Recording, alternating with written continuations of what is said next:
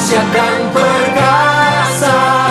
Ku bersinar bagai bintang-bintang, memuliakan nama-Mu Tuhan.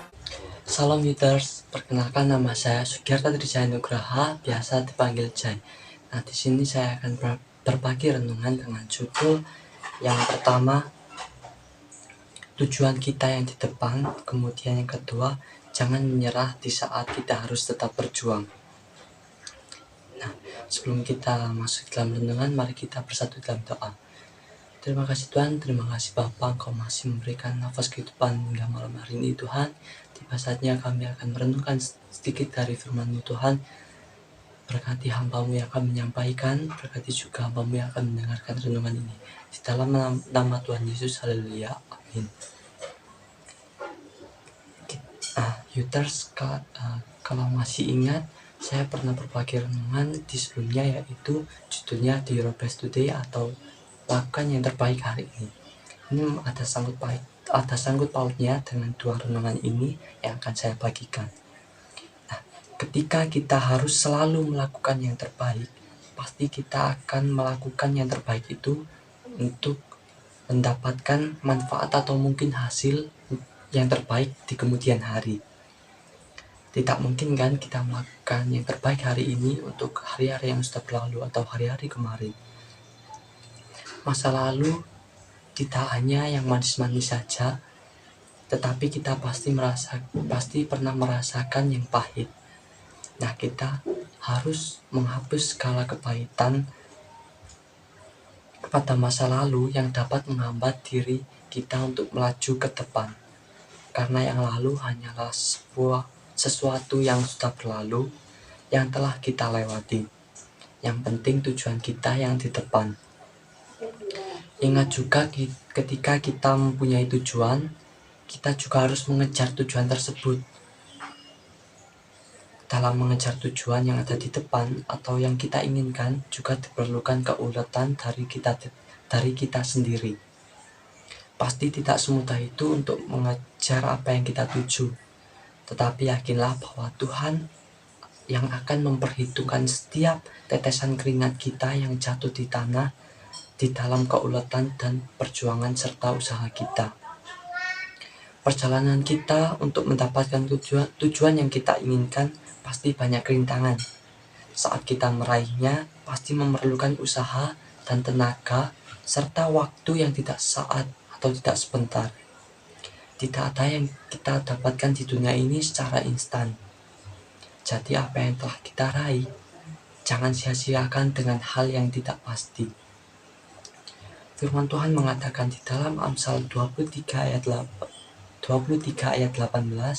yang bunyinya adalah, karena masa depan sungguh ada dan harapanmu tidak akan hilang. Tuhan sudah menentukan masa depan untuk kita. Tetapi untuk mencapainya juga dibutuhkan tindakan dan perbuatan dari kita sendiri. Karena tingkah laku kita hari ini menentukan masa depan kita, karena itu perbuatlah dalam tindakan iman.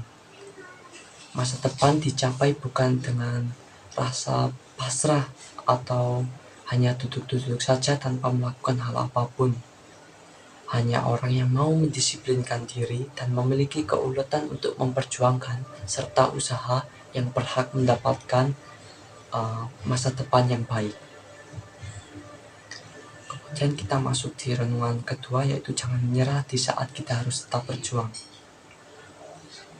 Ketika kita memperjuangkan agar meraih tujuan, ini masih ada sangkut pautnya dengan dua renungan yang saya bagikan barusan sama yang dulu. Ketika kita memperjuangkan untuk meraih tujuan, kita pasti mengenal rasa lelah. Mungkin saja kita mengenal juga rasa ingin menyerah karena terlalu berat tujuan yang akan kita capai. Kita buka di Amsal 30 ayat 25. Mari kita baca bersama-sama Amsal 30 ayat 25. Semut bangsa yang tidak kuat, tapi yang menyediakan makanannya di musim panas. Kita ambil contoh saja semut. Mereka mati-matian mencari makanan dan menyisihkan sebagian makanan yang mereka peroleh untuk musim panas mereka.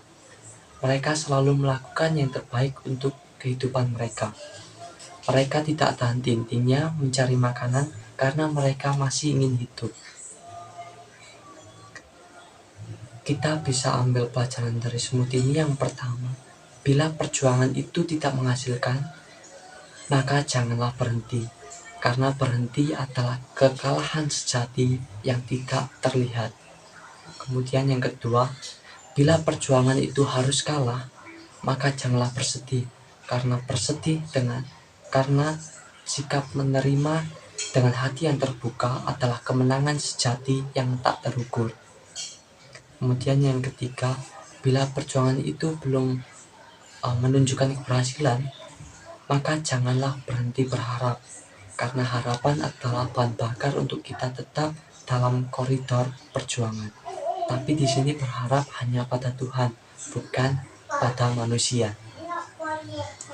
Jangan selalu bilang susah jika ingin melakukan suatu pekerjaan, karena sekalinya kita mengatakan susah, maka itu akan susah untuk di semua pekerjaan yang akan kita hadapi.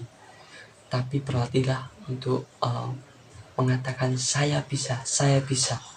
Dengan kita mengatakan saya bisa dan terus mencoba untuk melakukan, maka kita pasti akan bisa. Ada pepatah mengatakan bisa karena biasa, bukan karena pintar.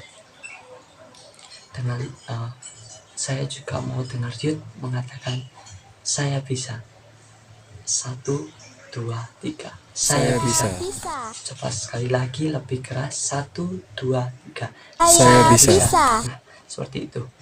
Dengan selalu mengatakan saya bisa, maka pekerjaan sesulit apapun pasti bisa kita handle atau bisa kita kerjakan dengan mudah.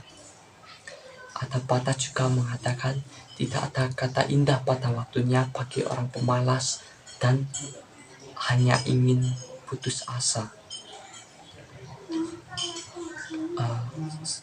Kita buka di 1 Tawarik 22 ayat 13. Kita buka dan baca bersama-sama 1 Tawarik 22 ayat 13. 1, 2, 3. Maka engkau akan berhasil jika engkau melakukan dengan setia ketetapan dan hukum-hukum yang diperintahkan Tuhan kepada Musa untuk orang Israel. Kuatkan dan teguhkanlah hatimu, janganlah takut dan janganlah tawar hati. Kita perlu garis bawahi di kalimat dari kalimat kuatkan. Kuatkan dan teguhkanlah hatimu, janganlah takut dan janganlah tawar hati. Ketika kita tetap ingin melakukan yang terbaik di saat kita dalam kondisi yang tertekan, justru disitulah kita akan melihat kuasa Tuhan bekerja dalam hidup kita. Kita akan lihat Dia yang pertama, Dia akan memberikan kita kekuatan yang baru. Kedua, Dia akan menyertai langkah kita. Yang ketiga, Dia akan memberikan kemenangan bagi kita. Seringkali kita menyerah di saat-saat yang justru menuntut kita untuk dapat melakukan yang terbaik. Ada waktu di mana Tuhan ingin melihat ketekunan kita. Jadi intinya, jangan menyerah di saat kita harus tetap berjuang. Sekian dari renungan yang saya ingin bagikan. Kita akan tutup di dalam doa. Mari kita bersatu dalam doa. Terima kasih Tuhan, terima kasih Bapa. Hamba-Mu telah berhenti menyampaikan renungan Tuhan. Kiranya renungan ini bisa menjadi rema dalam kehidupan kami masing-masing Tuhan.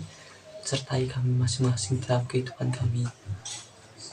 Kami tutup ibadah ini, renungan ini di dalam nama Tuhan Yesus yang mengajarkan doa Bapa kami.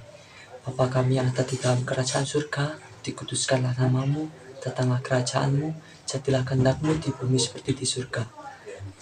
Berikanlah kami pada hari ini makanan kami yang secukupnya, dan ampunilah kami akan kesalahan kami, seperti kami juga mengampuni orang yang bersalah kepada kami. Dan janganlah membawa kami ke dalam pencobaan, tetapi lepaskanlah kami daripada yang jahat. Karena Engkau yang punya kerajaan dan kuasa dan kemuliaan sampai selama-lamanya. Amin. Salam semuanya. my next content. Dahsyat dan perkasa